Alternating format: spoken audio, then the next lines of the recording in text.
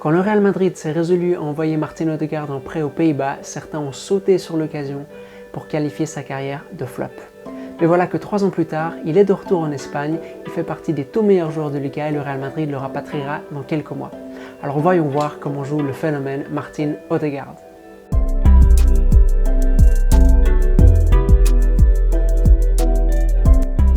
Hey, j'espère que vous allez bien, j'espère que votre équipe préférée va bien. Bienvenue sur cette vidéo en partenariat avec Real France, la 12e du nom, vidéo dans laquelle on va parler de Martin Odegaard. On prononce d'ailleurs Odegaard. Alors, je vous laisse le choix de prononcer son nom comme vous l'entendez. Ça fait partie des noms un peu contre-intuitifs à prononcer. Un peu comme Pep, par exemple, qu'on appelle tous Pépé. Commençons donc par rappeler un peu qui est Martin Odegaard. C'est un joueur qui à l'époque a 14 ans et qui est le plus jeune joueur à débuter en sélection norvégienne et en Ligue norvégienne. C'est un ailier assez provocateur, assez dribbleur et tous les grands clubs européens aimeraient s'attacher ses services. Celui qui va toucher le jackpot en déboursant quand même 3 millions d'euros, c'est le Real Madrid et ça va marquer un peu le coup d'envoi de cette politique madrilène qui va consister à faire venir des jeunes le plus tôt possible. Alors le deal qui est passé avec le Real Madrid, c'est qu'en semaine, il s'entraîne avec l'équipe A et le week-end, il va jouer avec l'équipe B du Real, le Castilla. C'est là que les choses vont se compliquer un peu. Le Castilla, entraîné à l'époque par Zidane, milite en Segunda B, la 3e division espagnole, une division souvent qualifiée d'infernale. Surtout pour les jeunes joueurs. On se déplace sur des terrains à l'extérieur qui sont mauvais, et puis on a affaire à des adversaires qui ont échoué aux portes du football professionnel et qui n'ont aucune intention de faire des cadeaux aux jeunes cracks en devenir. Martin Odegaard reçoit énormément de coups, c'est presque caricatural parfois. Et puis, pour ne rien arranger, il a affaire à une concurrence assez féroce à son poste. Il y a Enzo Zidane qui joue, et puis Álvaro Jiménez, un joueur qui va brûler les étapes à cet âge-là. Son passage au Castilla sera un échec, n'empêche qu'il aura réussi à devenir le plus jeune joueur à débuter sous les couleurs du Real Madrid. C'est Ancelotti qui le fait débuter à 16 ans et quelques.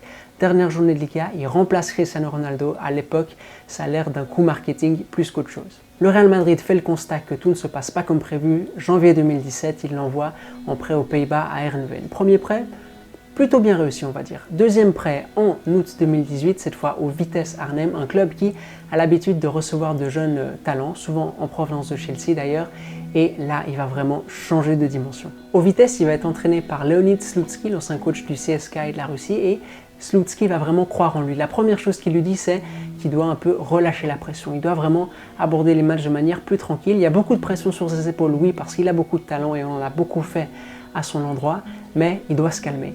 Et la deuxième chose qui va être assez décisive, ça va être son replacement. Il passe d'ailier à intérieur à relayeur. Et là, il explose.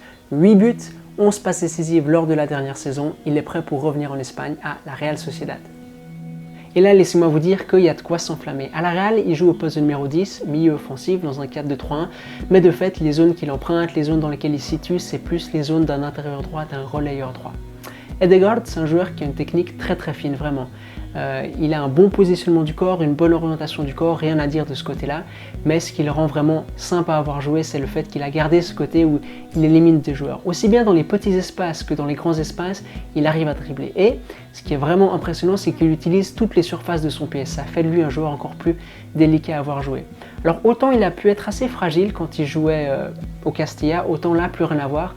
Les adversaires ne trouvent pas vraiment la façon de le faire tomber parce qu'il est assez solide sur ses jambes. Et puis, et ça c'est un commentateur espagnol qui le disait, il a une vitesse de pied tellement impressionnante qu'on a l'impression que le ballon est perdu, mais en fait il n'est jamais perdu. Il arrive toujours à s'en sortir, même dans les périmètres les plus exigus. Dernière chose qu'il disait ce commentateur-là, vraiment à juste titre, c'est que on a tellement peur de se faire dribbler quand on a un adversaire qu'on va à l'encontre d'Odegaard qu'on freine un peu, on est un peu plus prudent. Mais comme on ose moins lui mettre le pied, il vous dribble de la même façon. À la Real, il est vraiment aux commandes du jeu de son équipe. Il part de cette position avancée, mais ensuite, il occupe vraiment toutes les hauteurs sur le côté droit du terrain. Il peut participer à la relance s'il faut, un peu aider son double pivot, il peut participer à l'avancement du ballon, il peut participer dans les derniers mètres, il est très très polyvalent. Et là où on peut vraiment lui mettre une note très élevée, c'est dans son interprétation du jeu. Il sait quoi faire, il sait quand le faire, il sait où le faire. Les jeunes joueurs, le problème c'est qu'ils ont souvent du mal à interpréter les actions, ils tentent des dribbles dans les premiers mètres alors qu'ils ne doivent pas le faire, ils freinent le jeu quand ils doivent l'accélérer ou le contraire. Odegaard, il a cette maturité-là qui fait qu'il sait exactement ce que l'action demande et ça, c'est très rare chez les joueurs de son âge. On a donc un joueur qui est capable de recevoir le ballon un peu partout sur le terrain, qui est capable de dribbler dans les petits espaces mais aussi dans l'écran, qui qui est capable de recevoir le ballon devant la ligne de pression ou entre les lignes, qu'est-ce qu'on peut demander de plus? Qu'il sache passer. Et ça, il le sait parfaitement.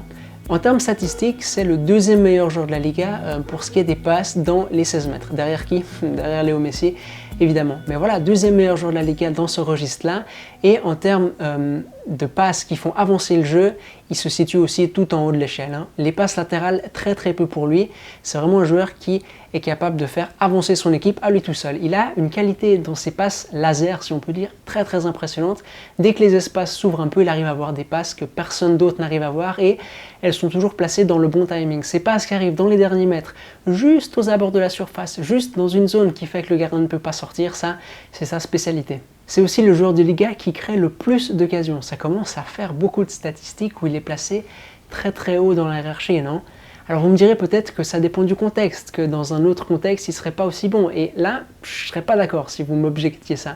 Parce que les fois où la Real Sociedad joue en transition avec beaucoup d'espace pour courir, il est très bon. Vous lui donnez le ballon, il peut vous faire gagner de l'espace balle au pied. Ça, c'est ses restes déliés, on peut dire. Si la Real Sociedad joue face à des blocs bas, il est aussi excellent. Proche de la surface, vraiment, il a beaucoup de créativité pour trouver des passes impossibles. Quel est son point faible alors? Généralement, aux jeunes joueurs, on leur objecte le fait qu'ils ne sont pas assez décisifs. Ce n'est pas vraiment son cas. 4 buts, 5 passes décisives cette saison, c'est des bonnes statistiques à mi-saison.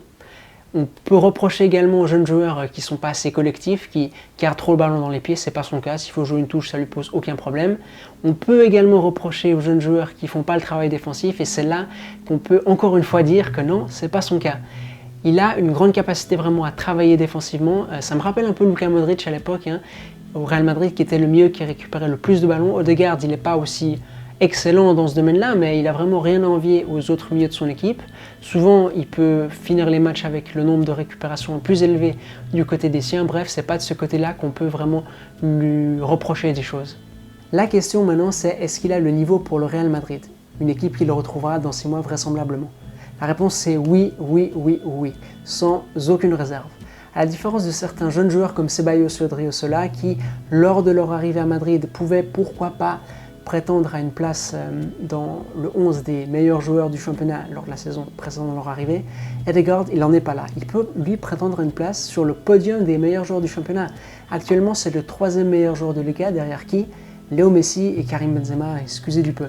Il y a vraiment des matchs cette saison, oui, beaucoup de matchs cette saison où il a vraiment réalisé des exhibitions. C'était juste pour qualifier son match, il fallait juste se lever et applaudir. Il n'y a même pas besoin de commentaires.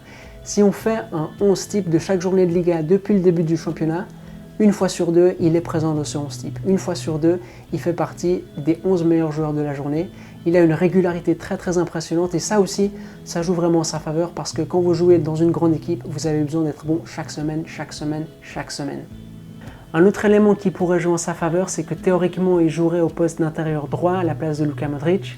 Le Croate, petit à petit, il va avoir moins de temps de jeu, petit à petit, il va commencer à décliner et ça va permettre aux Norvégiens de s'installer, je pense, petit à petit dans le 11 madrilène. Sa polyvalence, elle pourrait aussi jouer en sa faveur parce que peu importe comment le Real jouerait, lui pourrait s'adapter. Et ça, c'est très important dans une équipe qui n'a pas vraiment un patron de jeu très défini, très strict, qui est capable d'une journée à l'autre vraiment de présenter un tout autre visage. Que ce soit en jeu de transition ou dans un jeu un peu plus tranquille sur attaque placée, Odegaard, il pourrait vraiment faire l'affaire. Vous l'avez compris dans ma description, actuellement à la Real Sociedad, Odegaard n'a selon moi pas vraiment de point faible.